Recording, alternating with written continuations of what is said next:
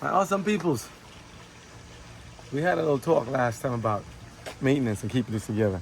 I'm coming up in your face because I'm trying to come up in your face. Like, you're here with me, okay? I'm talking to you because you're here with me, right? Because I care about you. Here's something. This is our little backyard. Let me take you on a little tour. It's a mess because remember I told you last time, if you don't take care of it, it gets out of control.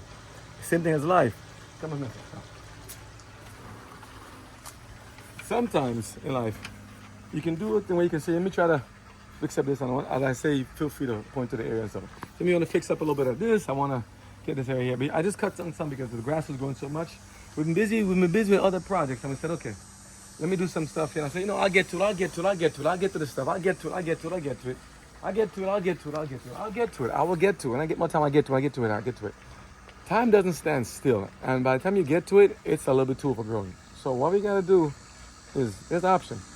I can either try to go piece by piece, little bit at a time, and hopefully get it. Or sometimes you gotta kind of mash it all down and start from scratch. You ever seen people do home renovations, home remodeling? What they do? Sometimes they gut the whole thing. They gut the whole interior because you're gonna try to fix, putting on. Remember, God said you cannot put new wineskins on an old. Paraphrase: old wines, new patches on old wineskins. Meaning that if you put it, the other ones will rent to mess the whole thing up. You got to put new with new and old with old if you got that, but we ain't doing renovation in that regard. We're going to make this thing new. So, look at this stuff here. We broke down some of the peat. Remember the last time we saw the peat tree all in the back here, getting all fighting with the thing under enclosure? Okay, we took that down. Clear the space back. The plants are actually starting to come back. Because before they grew so much, they killed the other plants. We don't want that. We want people and plants. See how it relates? People and plants personified. They need to have a certain space. They need to have a certain border around them. Like you see the plants here? I'm speaking of confidence. I know what I'm talking about. They need to have a certain space around them that you can't always have them all come together. They need to breathe. They need to be able to communicate. They need to, hey, you need your space. I need just a nice big up one. You need your space, And these guys are bursting to grow. You ever been in an apartment sometime and it's like, listen, the family keeps growing, all right? It's you versus mom, dad, you, then extra, and then an extra. And then maybe your uncle, cousin, brother came back and a cousin twice moved, came together. Now you guys are like 6, 70 guys in one apartment. I've been there, 8, in one apartment, 2, 3 bedrooms. Some point in time, if you have the means, by the grace of God, you gotta expand. And you can't stack on top of each other's heads. Something to do vertical, but not in this case. So it relates to the same thing as gardener's life. You cannot keep adding more and more stuff to there. There's only a limited capacity of what you can hold in one thing. Same thing with your life and projects you can do as well as what your mind can hold. You gotta kind of move stuff around and compartmentalize and move stuff around here and there and make it work. So if you want to take your stuff here, you can either go and say, well, it's too hard, I'm going back to sleep. Nah, it ain't gonna happen like that. We don't back down on our work. So let's take a look around, see what needs to be done. I don't have no mic, so bear with me, okay? The voice gonna be going in, out. Okay? Back here is a mess. Over there is a mess. Come with me, sister. Over here. Over here is a mess. We got shoes out here, buckets out here, bales out here, water barrels out here. They've been filled here and there, but because of the rain is heavy. This is rain season in Florida. I think from June to November, it's like, hurricane season they call it. Anything can happen. So everything's built up. But this water here has been there for a while now. Is it still good? Maybe kind of moldy and green by now, but gotta change that out. The water standing for too long is not good. It breeds mosquitoes and other stuff. We don't want that. Also, some places have water moccasins. Snakes need to thirst, need to drink and stuff. So you gotta make sure you get that stuff taken care of. And the water stands too long, make things green and moldy. We don't want that dragonfly. We don't want that either. So here, we gotta get some stuff in it. Here was this. I just cut up some of the stuff. You see, this is freshly cut grass, but also the potato leaves. The potato leaves are very aggressive. These are from those little guys, the potatoes. They grew. Remember, I shared it a little bit on back here, but they grew back fast. That's actually good. If they grow back fast in the soil, that means they like it, and they come back nice and green. They like it. I took them all from there and I put them all back there behind you with next to the thing no more. This is like about 2-3 weeks ago. They came back again. I'm like, hey, this guy's resilient. But so are the pineapples. The pineapples are so interesting. I'm learning about them.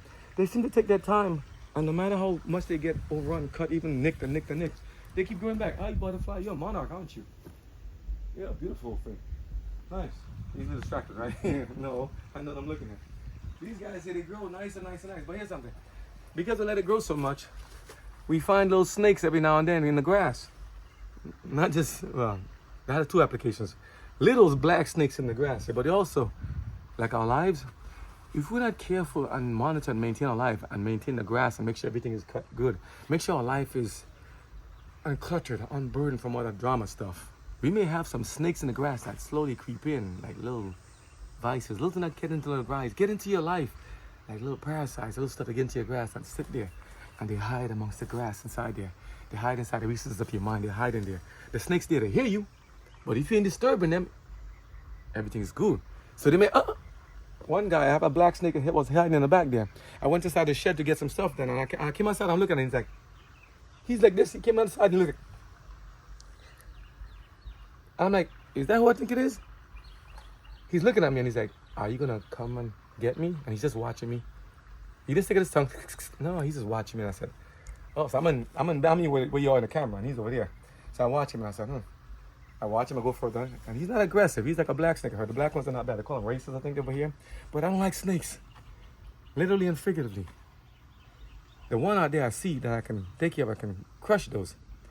The ones that sometimes creep into your homes and lives and families and in between your grass of your life, those are harder to get because sometimes they're so involved in your life. Understand what I'm saying? Read between the lines, right? You need to know what kind of grass you have. You need to know what kind of garden you're growing. You need to know what kind of life you have. Remember to like gardening like life, like driving like life. If you're driving and you ain't paying attention, somebody cut in front of you. If you're driving, you slow down the lane too much, somebody cut in front of you. If you hold on to the pack, people get upset at you, give you the finger, give you other things in the meantime, okay? If you're driving and you're reckless, you might hurt somebody and get yourself hurt yourself. If you don't know how to if you don't know how to maintain your own space, you can get hurt. You try and get on top, someone's supposed to grow higher. Okay, I'll talk to you because I don't want to talk down to you, so I'll talk up to you. Okay, so we're equal. Oh, I'll give you the time today because I'm always talking down, right? So your turn. She's a little short, so I'll show you who's making the camera. It's Amy in the camera making it. So here's the thing. You got to take care of it, or else you're going to have infestation. Plus, many creatures are very sensitive to vibrations and stuff, okay? So if you don't go there every now and then and trouble the grass and fix your life and clean up your life, some of those creatures don't want to move. They want to stay. You know what I'm saying? They want to stay in your life. So if you want to get rid of the bad stuff, as God says, cast out the scorner, cast out the scoffer, you have peace in your home. But if you don't block the avenues of your mind, you keep letting them come in and yinging mosquitoes and you chat to you every time, they're going to be a problem.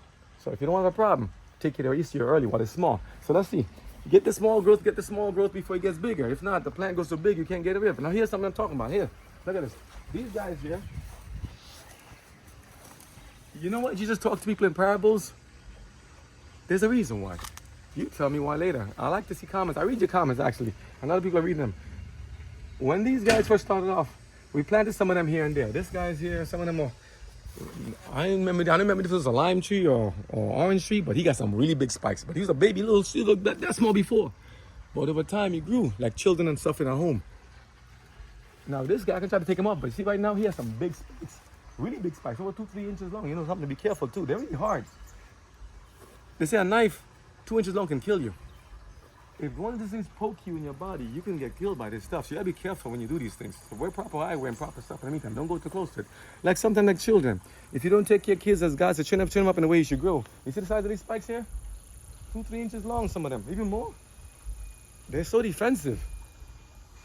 And on top there. I don't want to fall on somebody now, so I may cut them down a bit. Use this one. Oh, a friend of mine who has an issue going on. I'll give you a call right back. But for now, take a look around. Just tour the garden a second. I'll be right back just now, okay? Thank you. Oi. Yeah. Yeah. Oh. Good. Thank you.